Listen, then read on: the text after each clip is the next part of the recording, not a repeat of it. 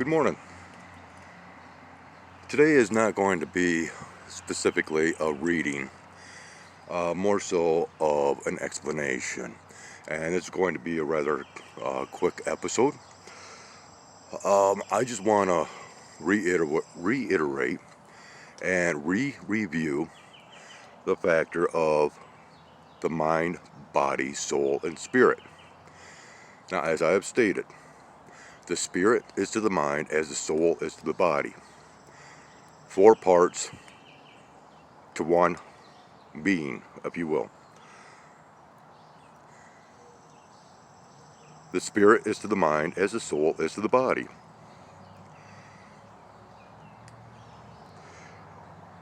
Now, how do we have any proof that there is a soul? Well, once again, as it has been described, we are nothing more than just an organic lump of material, or a lump of organic material, if you will. It takes a battery to run these vehicles of ours, or these vessels. This is the energy. The soul is the energy. The spirit is the consciousness of that energy. And according to my research, there is no such thing as unconsciousness. I'll let you go ahead and research that if you would like. But otherwise, back in 1907, and you probably have already heard this or know about this, but there was an experiment that was done by a man named Duncan McDougall, in which he had hypothesized that souls have physical weight, and he attempted to measure the mass lost by a human when the soul departed from the body upon death. Okay? At the exact moment of death, the body, one body out of 6 that this experiment was being conducted, one body out of 6 had lost 3/4 of an ounce in mass weight upon death, or 21.3 grams.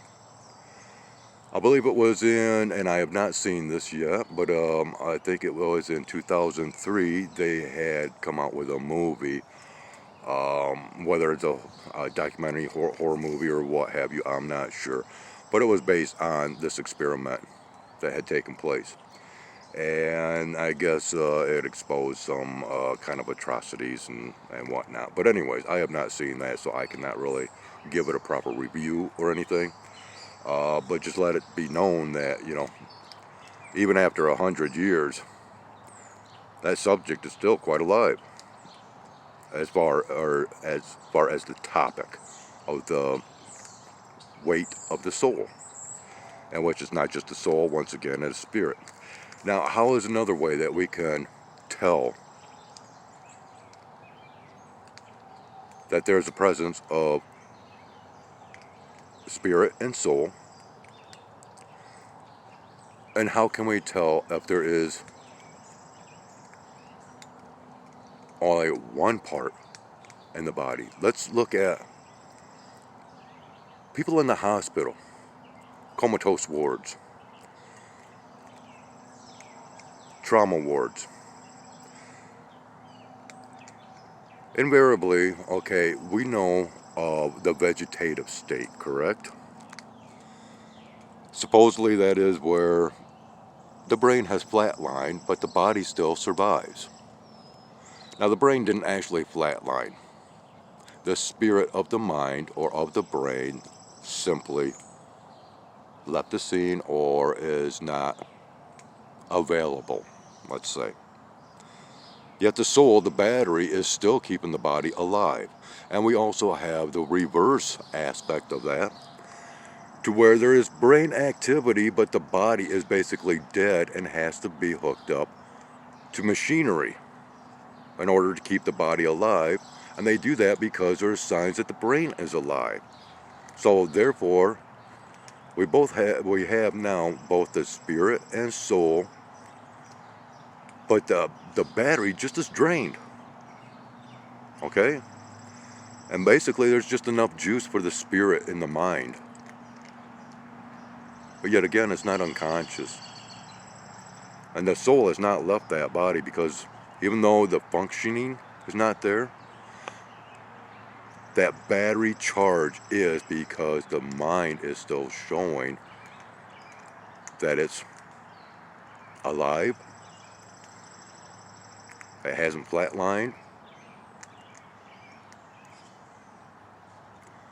And that's why they keep bodies alive until the brain does flatline, when the bodies are hooked up to these, artificial means of life, mechanical means of staying alive. I hope you understand this. I mean, the evidence is all around us.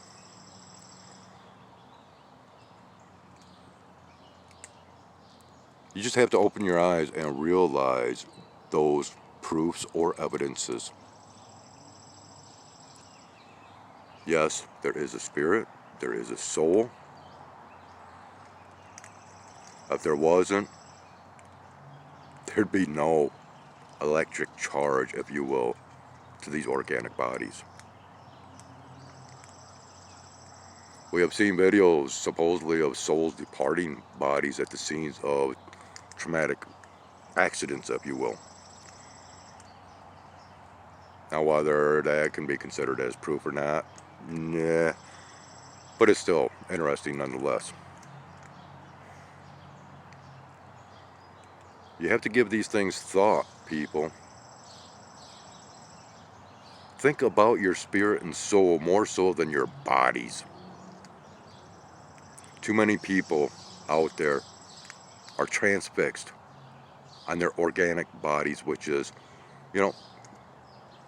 once that juice leaves your body, it's nothing more than this right here.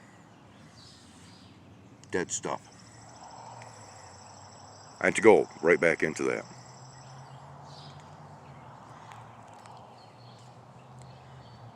Me,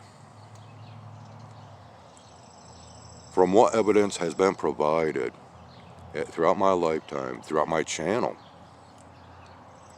yes, I am considered to be an old soul. I mean, I'm still a young guy, basically, in most people's viewpoints. Some think I'm an old fart.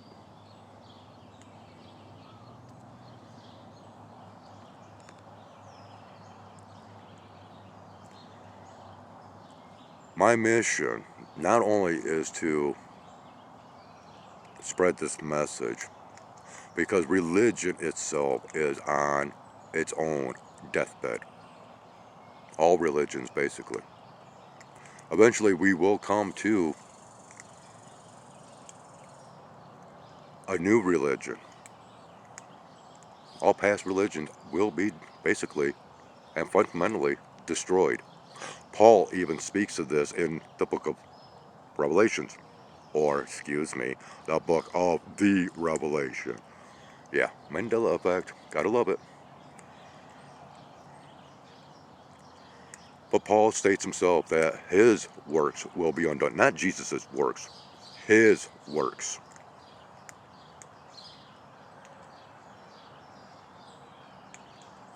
The realities of his works will come forth.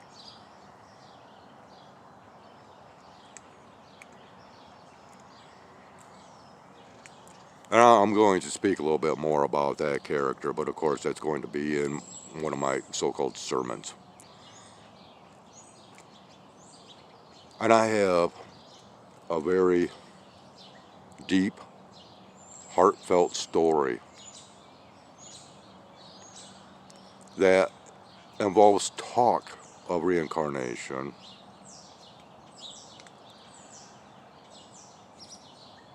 that it's going to be a very difficult episode for me to come out with. Today, I will be doing some of the recording towards that episode. I got a few more topics I'd like to talk about as far as reincarnation and the connections to reincarnation. But like I said, this is going to be one that's going to be tough for me. It's events that I'll be relating to you, past events that has led to this day in particular. But we'll go on a little bit further in the near future.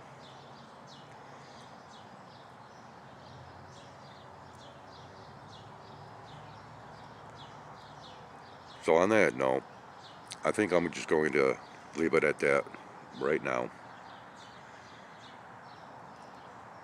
Let you digest a little bit of what I have spoken of and just apply it to everything else. Whether you believe or not, I don't care.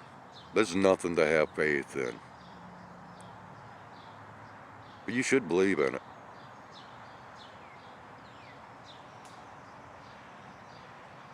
At least I'm doing what I can to back up what I can with the evidences provided, which is a lot more than what you can provide from one single book, if you will. Once again, we'll go into that later.